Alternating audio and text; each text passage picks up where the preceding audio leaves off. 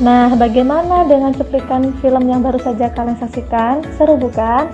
Itu tadi adalah cuplikan film dengan genre fantasi. Jadi, pembelajaran kali ini akan membahas tentang cerita fantasi. Apa sajakah yang akan dibahas pada pembelajaran kali ini? Yang pertama adalah apakah yang dimaksud dengan cerita fantasi?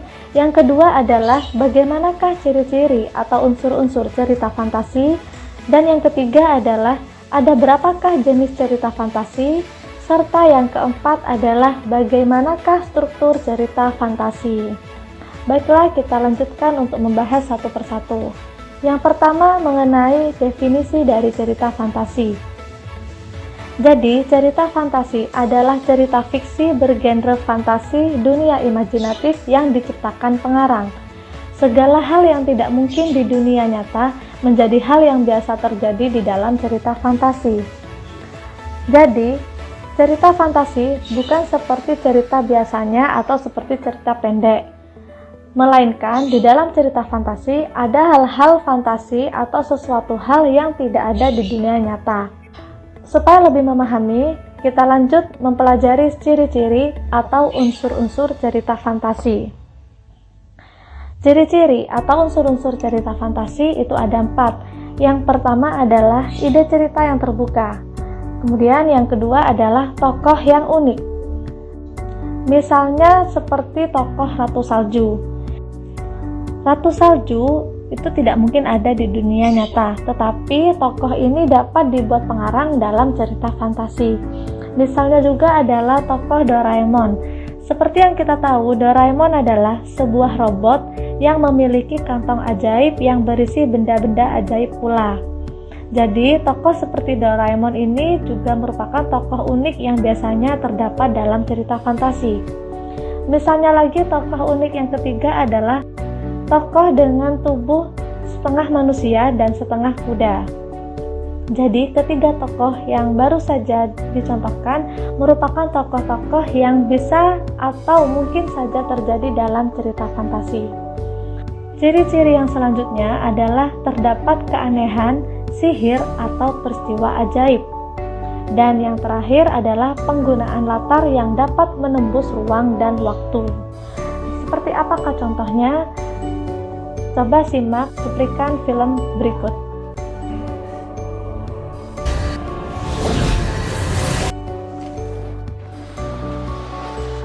Nah, bagaimana? Sudah paham mengenai cerita fantasi? Kita lanjutkan pada jenis-jenis cerita fantasi. Jenis-jenis cerita fantasi dibagi berdasarkan kesesuaiannya dengan kehidupan nyata dan berdasarkan latar waktunya. Baiklah, yang pertama adalah berdasarkan kesesuaiannya dengan kehidupan nyata. Cerita fantasi dibagi menjadi 2. Yang pertama adalah cerita fantasi total dan yang kedua adalah cerita fantasi irisan. Perbedaannya adalah di dalam cerita fantasi total, secara total tidak ada di kehidupan nyata. Baik tokoh maupun latar tempat dalam cerita tidak ada di dunia nyata. Misalnya seperti cerita fantasi berjudul Kekuatan Ekor Biru Nataga yang dapat kalian temukan di buku siswa Bahasa Indonesia kelas 7. Kemudian cerita fantasi irisan ini menggunakan cerita yang di dalamnya masih menggunakan nama-nama dalam kehidupan nyata. Jadi, wujud tokoh, nama tempat sama seperti yang ada di dunia nyata. Misalnya dalam cerita fantasi berjudul Berlian 3 Warna, yang juga dapat kalian temukan dalam buku paket siswa Mata Pelajaran Bahasa Indonesia kelas 7. Jenis cerita fantasi berdasarkan latar waktu juga dibagi menjadi 2. Yang pertama adalah cerita fantasi latar lintas waktu dan yang kedua adalah cerita fantasi latar sezaman. Penjelasannya ialah cerita fantasi latar lintas waktu menggunakan 2 latar waktu yang berbeda. Misalnya menggunakan latar waktu masa kini dan masa lampau, atau menggunakan latar waktu masa kini dan masa 50 tahun yang akan datang. Misalnya dalam cerita fantasi berjudul Belajar dengan Gajah Mada yang juga ada di buku siswa Mata Pelajaran Bahasa Indonesia kelas 7. Bagaimana dengan cerita fantasi latar sezaman? Cerita fantasi latar sezaman ini hanya menggunakan satu latar waktu, misalnya latar waktu masa kini saja, atau latar waktu masa lampau saja, atau latar waktu masa yang akan datang. Itulah jenis-jenis cerita fantasi. Kita lanjutkan pembelajaran selanjutnya mengenai struktur cerita fantasi. Struktur cerita fantasi ada 3. Yang pertama adalah orientasi, yang kedua adalah komplikasi, dan yang ketiga adalah resolusi. Pengertian dari orientasi ialah pengenalan tokoh dan latar. Pengertian dari komplikasi ialah munculnya masalah yang dialami oleh tokoh. Kemudian untuk resolusi berisi penyelesaian masalah. Berikut penjelasannya supaya kalian dapat lebih memahami struktur cerita fantasi. Yang pertama ialah orientasi. Orientasi berisi pengenalan tokoh dan latar, dan biasanya terdapat di awal cerita. Misalnya seperti contoh, minggu pagi yang cerah, Ardi, Handi, dan Dani berada di Candi Trowulan. Nah, dalam satu kalimat ini disebut orientasi karena mengenalkan tokoh kepada pembaca, yakni tokoh Ardi, Handi, dan Dani. Selain mengenalkan tokoh, juga mengenalkan latar waktu dan latar tempat, yakni minggu pagi dan tempatnya di Candi Trowulan.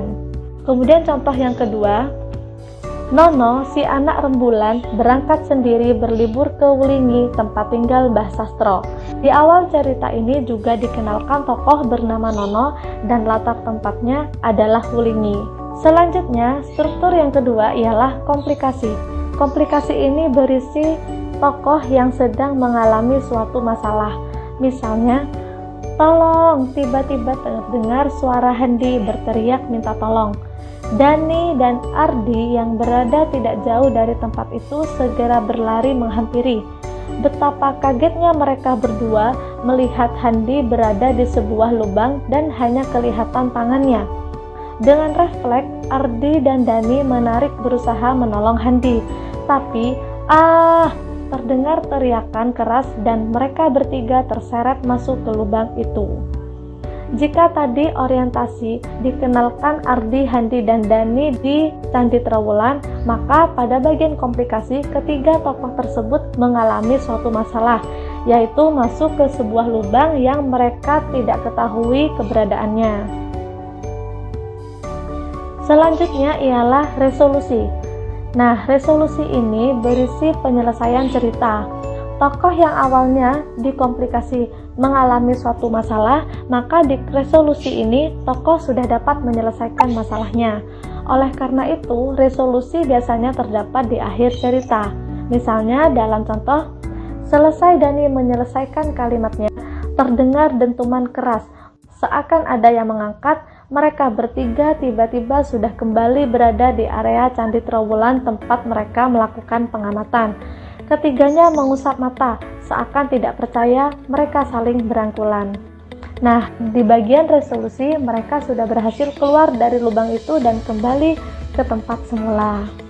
Nah, itulah struktur cerita fantasi. Jadi, hari ini kita telah mempelajari definisi cerita fantasi. Yang kedua, kita sudah mempelajari ciri-ciri atau unsur-unsur cerita fantasi.